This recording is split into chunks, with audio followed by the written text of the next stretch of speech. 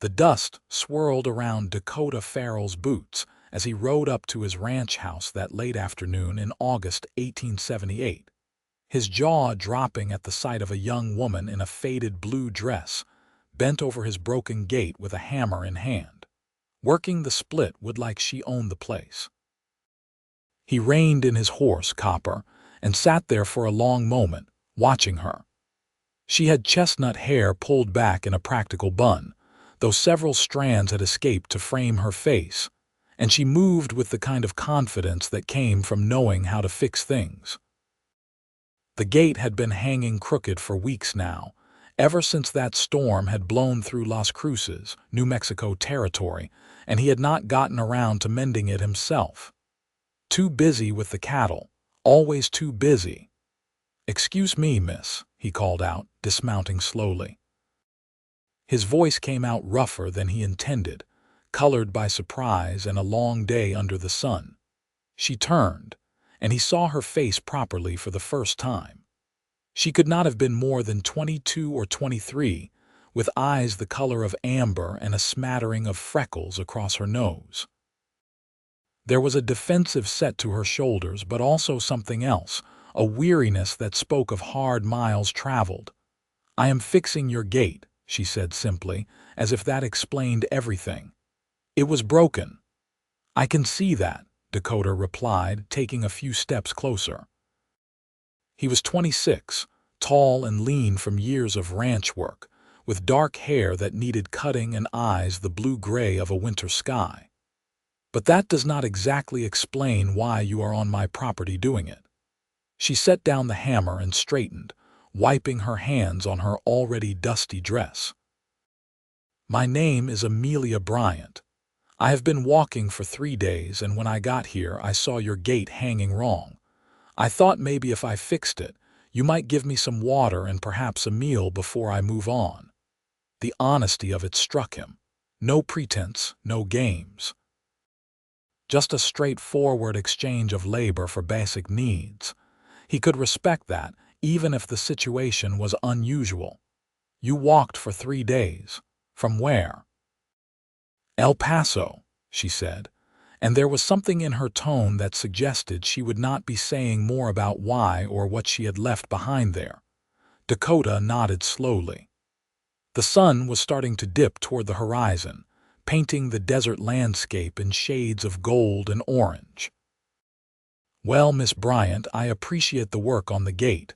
Come inside. I will get you water and we can figure out some supper." Relief flickered across her face, quickly masked, but he had seen it.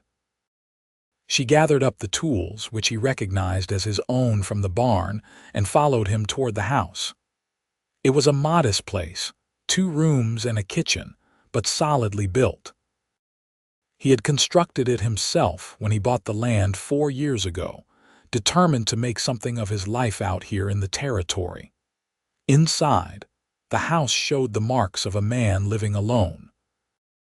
It was clean enough but spare, lacking any of the touches that made a place a home rather than just a shelter. He poured her water from the pitcher, and she drank it like she had been crossing the desert itself, which perhaps she had. "Thank you," she said when she finally set down the empty cup. "You do not know what that means." "I have been thirsty before," he replied, moving to the stove. "I am not much of a cook, but I can manage beans and cornbread, maybe some salt pork if you are hungry enough not to be particular." "I am hungry enough to eat a boot if you cooked it," she said, and there was a hint of humor in her voice that made him smile despite himself. As he prepared the simple meal, she sat at the table, her hands folded in front of her. He could feel her watching him, and he wondered what she saw. A lonely rancher at the edge of nowhere, probably. That was what he was, after all. "How long have you been out here?" she asked. 4 years on this land. Came out from Missouri after my father died. He left me enough to buy a small spread and some cattle, been building it up since then." "By yourself, mostly. I hire a few hands during roundup, but day to day it is just me." He stirred the beans, then glanced back at her. "What about you? What brings you to New Mexico territory on foot? She was quiet for a long moment, and he thought she might not answer. Then she said, I was married. He died 6 months ago. Yellow fever. His family blamed me, said I brought bad luck into the house. They took everything, the house, what little money there was, turned me out with nothing but the dress I am wearing. The matter-of-fact way she said it made it somehow worse. Dakota felt a surge of anger at people he had never met, at the injustice of it. That is a hard thing. Yes, she agreed. It is, but I am still here, so I suppose I am doing better than I might be. He served up the food, and they ate in a silence that was not quite comfortable, but not hostile either. It was the silence of two people who had both learned that life could be cruel and arbitrary, and that sometimes surviving was victory enough. When the meal was finished, Dakota leaned back in his chair. The gate still needs more work. The post is rotted through at the base, needs replacing. That is at least another day of work. She met his eyes steadily. Are you offering me another day here? I am saying that if you are willing to help with the work around here, I could use a hand. The place has gotten away from me a bit. Too much for one person to keep up with properly. I could pay you, give you room and board. I do not need charity, she said, her pride showing through. It is not charity if you are working for it, he countered. I need help. You need a place to stay. Seems like it could benefit us both. She studied him, clearly trying to decide if she could trust him. He understood the hesitation. A woman alone, a man she did not know, miles from town. But something in his face must have convinced her, because she finally nodded. One day at a time, she said. We will see how it goes. Fair enough. He set her up in the second room, which had been meant for storage but had a bed frame in it, left by the previous owner. He brought in a mattress from the barn, dusty but serviceable, and some blankets. It was not much, but it was private and safe, and he could see that mattered to her.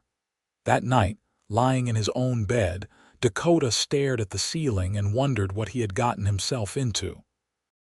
He had been alone for so long that he had gotten used to it, the silence and the solitude. Having someone else in the house felt strange, the awareness of another person breathing and moving in the next room. But it was not an unpleasant strangeness. If anything, it made him realize just how lonely he had been, how much he had been simply going through the motions of living without really feeling alive. The next morning, Amelia was up before him, which was saying something since he was usually awake with the dawn. He found her outside, already working on that gate post, digging around the base to expose the rotted wood. You do not waste time, he observed, bringing her a cup of coffee. Neither do you, apparently, she replied, accepting the cup gratefully. This post is worse than I thought. We will need to replace it entirely and probably brace the other one as well. He asked, one eyebrow raised. She looked at him over the rim of her cup. You offered me work. I am working. They spent the morning on the gate, and Dakota found himself impressed by her skill. She knew her way around tools and wood, and she was not afraid of hard labor. She had taken off her bonnet, and the sun brought out red highlights in her brown hair.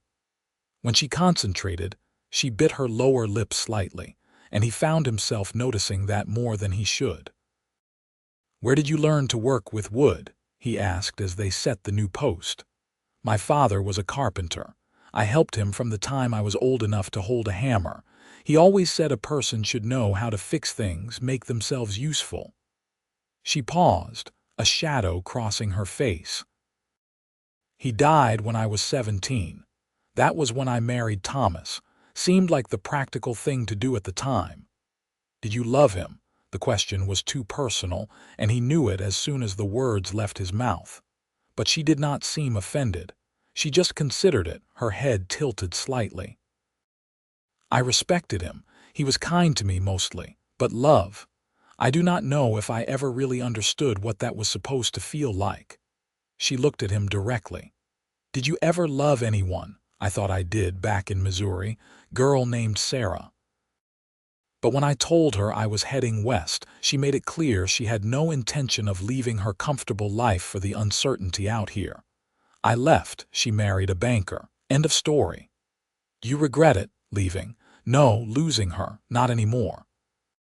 If she could not see why this mattered to me, why I needed to build something of my own, then we were not suited anyway. By midday, the gate was fixed properly, swinging true and strong. They stood back and looked at it, and Dakota felt a satisfaction he had not experienced in a long time. It was such a small thing, a mended gate, but it felt like more than that somehow.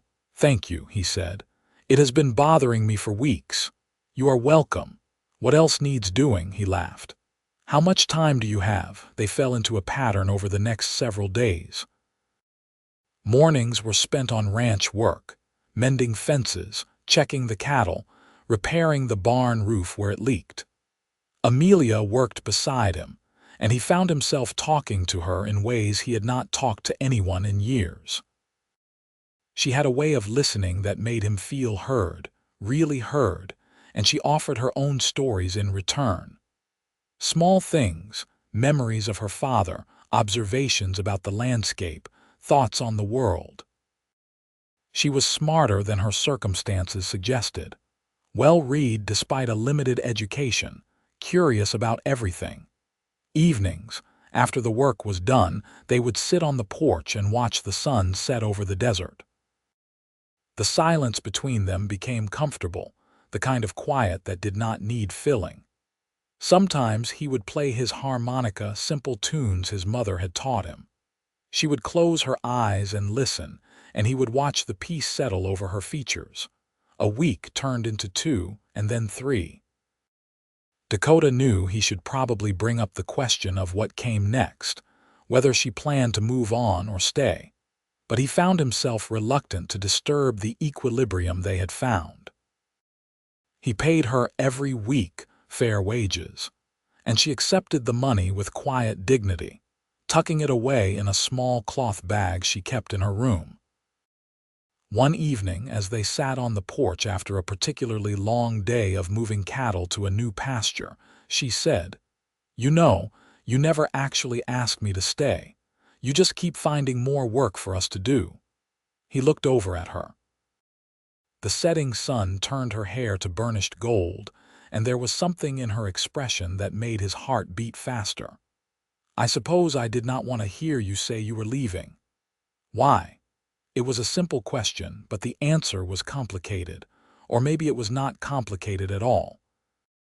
Maybe it was the simplest thing in the world and he had just been too afraid to acknowledge it. "Because I've gotten used to having you here," he admitted. "More than used to it. The place feels empty when you are not around. I feel empty when you are not around." She turned to face him fully, her amber eyes searching his. "Dakota, what are you saying?" "I am saying that I do not want this to be temporary. I am saying that somewhere along the way, fixing that gate and working beside you every day, I started to feel something I have not felt in a long time. Maybe ever." He took a breath. "I am saying that I am falling in love with you, Amelia, and I would very much like you to stay, not as hired help, as something more."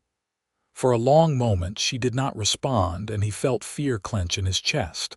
Maybe he had misread everything. Maybe she was only here out of necessity and would leave as soon as she had enough money. Maybe he had just made a fool of himself. Then she reached over and took his hand, lacing her fingers through his. Her touch was warm and sure, and when she spoke, her voice was steady despite the tears shining in her eyes. "I thought it was just me," she said. "I thought I was imagining it, the way my heart lifts when I see you in the morning, the way I find excuses to stand close to you when we are working. I told myself it was too soon, that I was being foolish, that you could not possibly feel the same way." She squeezed his hand. "But I do feel it, Dakota. I feel it so strongly it scares me sometimes." He stood up, pulling her gently to her feet, and then his hands were framing her face, thumbs brushing across her cheekbones. You do not have to be scared. I will take care of you. I will never turn you away, never make you feel unwanted. I swear it." "I know," she whispered. "I believe you." When he kissed her, it felt like coming home. Her lips were soft and warm, and she melted into him, her arms wrapping around his neck. The kiss was tender at first, then deeper, carrying all the loneliness and longing they had both been holding inside. When they finally pulled apart, both breathless, she laughed softly. "I mended your gait," she said. "You mended much more than that," he replied, resting his forehead against hers. "You mended me." They were married 6 weeks later on a crisp October morning in Las Cruces. The ceremony was simple, held in the small church with just a few witnesses. Ranchers Dakota knew from town and their wives, who had been delighted to learn of his engagement. Amelia wore a dress one of the women had helped her make, pale yellow cotton with lace at the collar, and she carried wildflowers Dakota had picked that morning. When she walked toward him down the short aisle, his throat went tight with emotion. She looked beautiful, but more than that, she looked happy, truly happy, and he vowed to himself that he would spend the rest of his life making sure she stayed that way. After the ceremony, they had a small celebration at the ranch. The neighboring women had brought food, and there was music and dancing in the yard as the sun set. Dakota held Amelia close as they swayed to a fiddle tune, her head resting against his chest, and felt a contentment so profound it almost hurt. "Are you happy?" he murmured into her hair. "I did not know I could be this happy," she replied. "I did not know this kind of life existed for someone like me." "You deserve every good thing," he told her firmly. "Do not ever doubt that." That night, alone in their room for the first time as husband and wife, they came together with a tenderness that brought tears to both their eyes. He was gentle with her, reverent, taking his time to learn what made her gasp and sigh. She was open with him in return, her hands exploring the planes of his body, her voice soft in his ear as she told him how he made her feel. When they finally joined, it was with a sense of rightness that transcended the physical, a merging of not just bodies but souls. Afterward, as she lay curled against his side, her hand over his heart, he stroked her hair and felt a peace he had never known. This was what he had been missing all those lonely years. Not just companionship, not just physical satisfaction, but this deep connection, this sense of being truly known and accepted. "I love you," he said into the darkness. "I love you too," she whispered back. "I will love you until the day I die." Dakota Farrell. The winter that followed was hard, as winters in New Mexico territory could be. The cold was bitter, and there were times when the snow made it difficult to get to the cattle. But they faced it together, working side by side to keep the ranch running. Amelia proved to be as capable in cold weather as she had been in the heat of summer, never complaining, always ready to do what needed doing. On the evenings when the work was done early, they would sit by the fire, and she would read aloud to him from the books she had brought with her, or he would tell her stories of his childhood in Missouri. They talked about their dreams for the ranch, how they wanted to expand the herd, maybe build a bigger house eventually, one with room for children. "You want children?" he asked her one night as they lay in bed, the wind howling outside. "Yes," she said simply. "I always thought I would have them with Thomas, but it never happened. The doctor said there was nothing wrong with either of us, that sometimes it just takes time. But we ran out of time." She paused. "Do you want them?" "I do. I want to see your eyes looking out of a child's face. I want to teach them to ride and work the land. I want to give them the kind of home I never had growing up, one where they feel safe and loved and valued." She turned to face him, her expression tender. "You will be a wonderful father, and you will be an incredible mother." By the time spring arrived, painting the desert with wildflowers, Amelia suspected she was pregnant. She waited another few weeks to be sure before telling Dakota, and when she finally did, over breakfast one morning, he let out a whoop of joy that made her laugh. He picked her up and spun her around, then immediately set her down, worried he had been too rough. "I am pregnant, not made of glass," she said, still laughing. I know, I am just so happy. We are going to have a baby." "We are," she confirmed, and the wonder in her own voice matched his. He was impossibly protective of her during the pregnancy, insisting she not do any heavy work, though she argued that she was perfectly capable. They compromised, with her handling lighter tasks and him taking on the more strenuous labor, sometimes hiring additional help when he needed it. As her belly grew, he would lie with his hand on it in the evenings, marveling at the feel of their child moving inside her. "What should we name him or her?" he asked one night. "I like Daniel for a boy," she said. "It was my father's name. Daniel Farrell, I like that. What about a girl?" She thought for a moment. Rose, simple and strong, Rose Farrell. Perfect. Their son was born on a warm day in late October 1879, almost exactly a year after their wedding. The birth was attended by one of the rancher's wives who had experience as a midwife.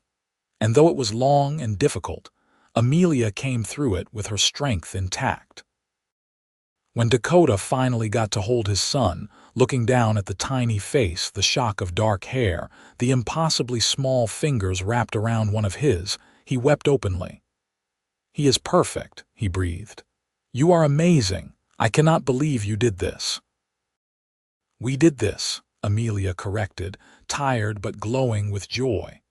"Together." They named him Daniel Thomas, honoring both their fathers, and he became the center of their world. Dakota discovered depths of love he had not known existed, watching his son grow, seeing Amelia's gentleness and patience as she cared for him. The ranch work continued, of course, but now it had a different meaning. They were building something not just for themselves, but for Daniel, for his future. When Daniel was 2, Amelia became pregnant again. This time, she was less nervous, more confident in what her body could do. Their daughter, Rose Margaret, was born in the spring of 1882, and if possible, Dakota fell even more in love with his wife watching her with their children. She was patient and firm, loving and wise, exactly the kind of mother he had hoped she would be. The ranch prospered as the years passed.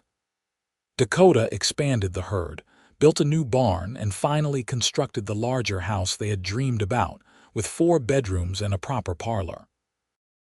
Amelia planted a garden, and roses climbed up the porch posts, filling the air with their sweet scent every summer. They hired a few permanent hands to help with the work, good men who became like extended family. Daniel grew tall and strong, with his father's blue-gray eyes and his mother's quick mind. Rose was fierce and fearless, insisting on learning to ride almost before she could walk, much to her parents' combined amusement and terror. They were good children, loved and secure, and Dakota never took for granted the miracle of having them. On their 10th wedding anniversary, Dakota and Amelia left the children with one of the ranch hands and his wife, and rode out to the place where she had been fixing the gate all those years ago. He had kept that gate in perfect repair ever since, a symbol of how their life together had begun. They dismounted and stood looking at it, his arm around her waist, her head on his shoulder. "You ever think about how different things might have been?" she asked. "If I had not stopped here, if you had not offered me a chance." "I try not to," he admitted. "It is too frightening to imagine. My life before you was not really living. It was just existing, going through the motions. You changed everything." She turned to look up at him, and he saw in her eyes the same love that had been there on their wedding day, only deeper now, richer, tested by time and trials and found to be true. "You gave me a home when I had nothing. You gave me purpose and family and love. You gave me a reason to believe in tomorrow. We gave that to each other, he said, echoing words she had spoken long ago. He kissed her, slow and deep, and when they pulled apart, they were both smiling. They rode back to the ranch as the sun was setting, painting the sky in shades of orange and pink and gold. From a distance, they could see the house, lights glowing warm in the windows, smoke rising from the chimney. They could hear the children's laughter carrying on the evening breeze as they played in the yard. "That is ours," Amelia said softly, wonder still in her voice after all these years. "All of that is ours." "Yes," Dakota agreed, "and I would not change a single thing." As they drew closer to home, Rose spotted them and came running, her long dark braids flying behind her, with Daniel following at a more sedate pace but grinning just as widely. Dakota and Amelia dismounted, and the children threw themselves into their parents' arms, all talking at once about what they had done that day, what they had seen, what they wanted to do tomorrow. Dakota caught Amelia's eye over the children's heads, and she smiled at him, that same smile that had caught his heart the first time he saw it. He thought about that day, finding her mending his gate, both of them broken in their own ways, both of them lonely and looking for something they could not quite name. She had mended his gate, and then she had mended his heart, and he had done the same for her. Together, they had built a life far richer than either of them had dreamed possible. That night, after the children were in bed, Dakota and Amelia sat on their porch, rocking gently in the chairs he had made, watching the stars come out one by one. The air was cool and sweet, carrying the scent of sage and roses. Somewhere in the distance, a coyote called and another answered. "I have been thinking," Amelia said, "about expanding the garden next year, maybe putting in some fruit trees." "That is a good idea. Apple trees would do well here, I think, maybe peach too. And I thought we could finally add that room onto the back of the house, the one we have been talking about for the library." He looked over at her. "Planning for the future, Mrs. Farrell, always," she replied. "I learned a long time ago not to take a single day for granted. But I also learned that it is okay to hope, to plan, to believe that tomorrow will come and that we will be there to see it. You taught me that." He reached over and took her hand, their fingers intertwining automatically, a gesture so familiar now it was like breathing. "We have been blessed," he said quietly, "more than I ever thought possible." "We have," she agreed, "but we also worked for it. We built this together, piece by piece, day by day. That matters too." They sat in comfortable silence for a while, and then Amelia laughed softly. "What?" he asked. "I was just thinking about that first day. I was so scared but also so desperate. I had walked for 3 days with no real plan except to keep moving, keep surviving. And then I saw your gate, and it was such a simple thing, but it gave me a purpose, something concrete I could do. I thought if I could just fix that gate, maybe I could earn a meal and a night's rest before moving on." She shook her head. "I never imagined this. I never imagined you." "I never imagined you either," he said. "But I am so grateful I found you that day, or that you found me. However you want to look at it. I think we found each other," she said, "right when we both needed it most." The years continued to pass, marked by the rhythms of ranch life. There were good years and hard years, seasons of plenty and seasons of drought. Daniel grew into a fine young man, taking on more and more responsibility around the ranch, showing every sign of wanting to continue the legacy his parents had built. Rose remained as spirited as ever, declaring at 15 that she wanted to learn to break horses. Much to her mother's concern and her father's reluctant pride, through it all, Dakota and Amelia remained each other's anchor. They still worked side by side when they could, still sat on the porch in the evenings talking about everything and nothing. After 20 years of marriage, he could still make her laugh, and she could still surprise him with her insights and observations. The passion between them had not dimmed with time. If anything, it had deepened, become richer and more nuanced, informed by years of knowing each other in every possible way. In the spring of 1898, they became grandparents when Daniel and his wife, a sweet girl named Catherine from town, had a son they named Dakota Samuel. Holding his grandson for the first time, seeing his name carried forward into another generation, Dakota felt the profound weight of time and legacy. He thought about his own father who had not lived to see what his son had built, and felt a pang of sadness mixed with his joy. "He would be proud of you," Amelia said softly, seeming to read his thoughts as she so often did. "Both of them would be. Your father and mine. They would see what we have made here and know their legacies live on." "I hope so," he said, watching the baby's face scrunch up as he yawned. "I hope we have done right by them, by everyone." "We have," she assured him.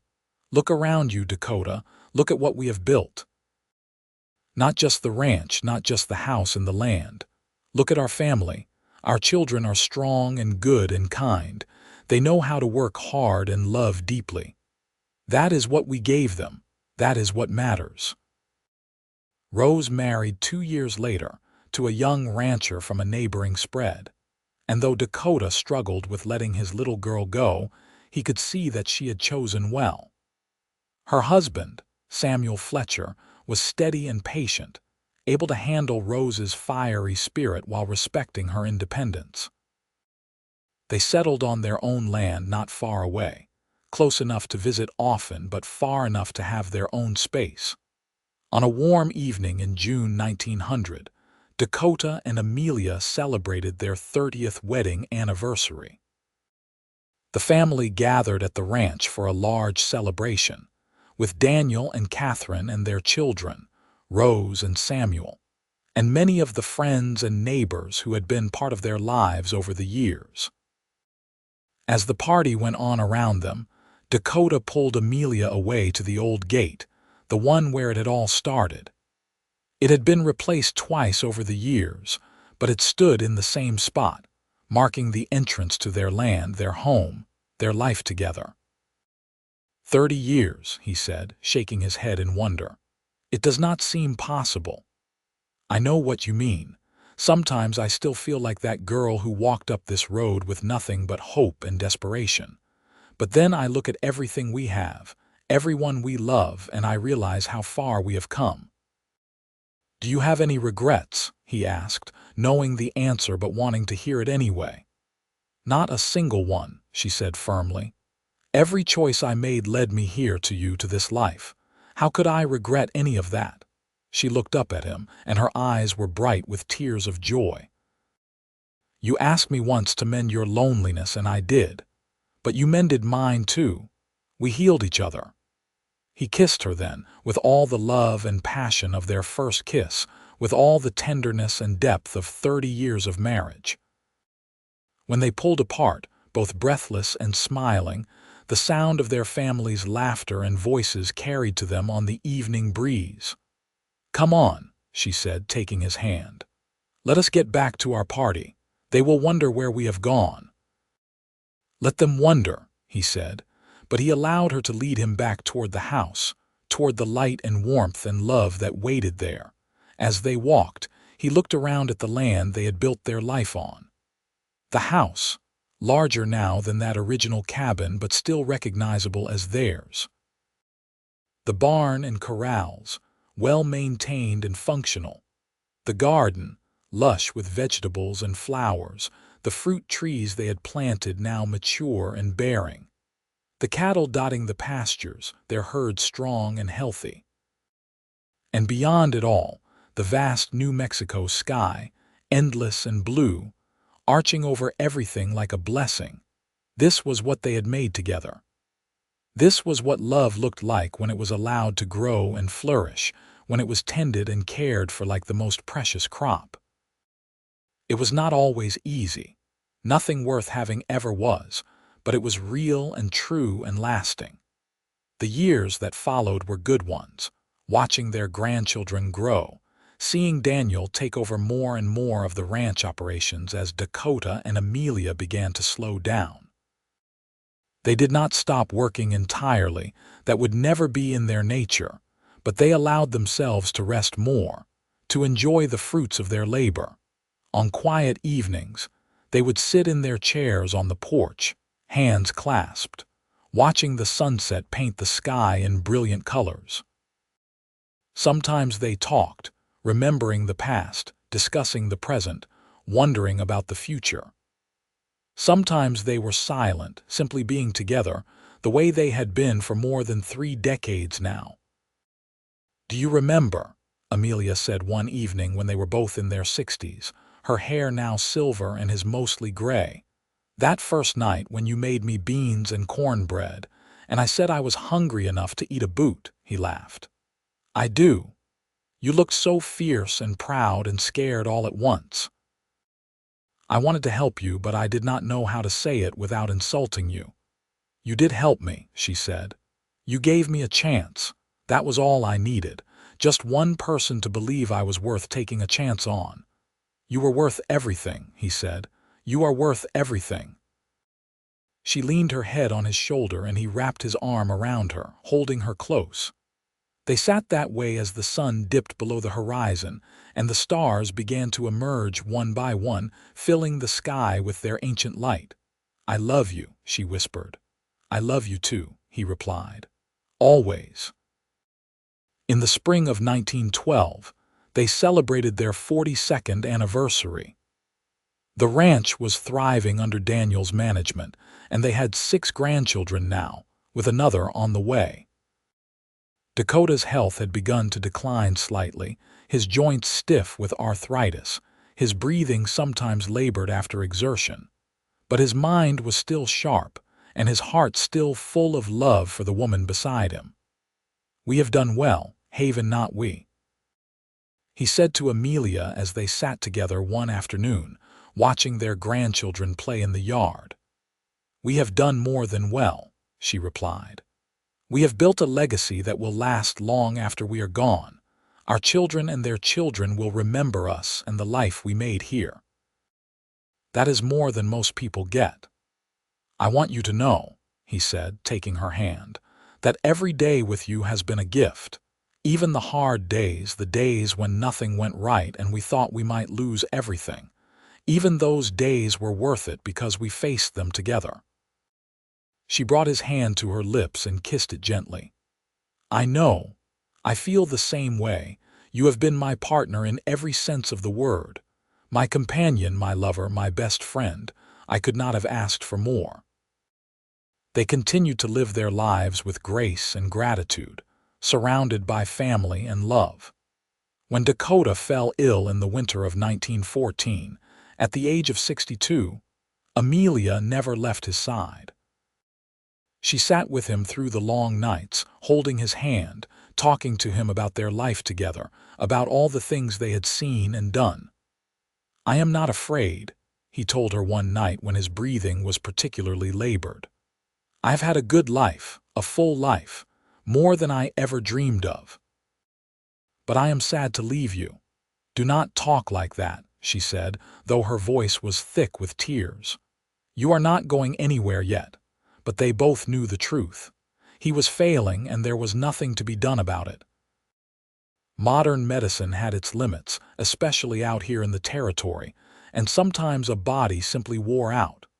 "Listen to me," he said, gripping her hand with what strength he had left.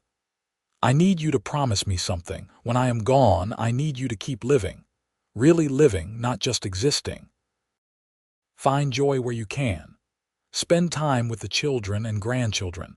Tend your garden. Sit on the porch and watch the sunset. Live for both of us." "Dakota, please," she said, the tears flowing freely now. "Promise me," he insisted. "I need to know you will be all right." "I promise," she whispered, though she did not know how she would keep that promise. "I promise."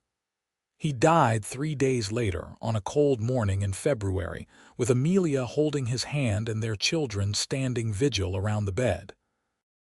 His last words were, "I love you," directed at Amelia, and his last expression was one of peace. The grief was crushing, but Amelia remembered her promise. She got up every morning, even when she did not want to. She worked in her garden, even when her tears watered the plants more than the rain did. She sat on the porch, even though the chair beside her was empty now. And slowly, painfully, she began to heal. Daniel and his family moved into the main house to be with her, and that helped. Having people around, hearing children's laughter, being part of the daily rhythm of life kept her grounded.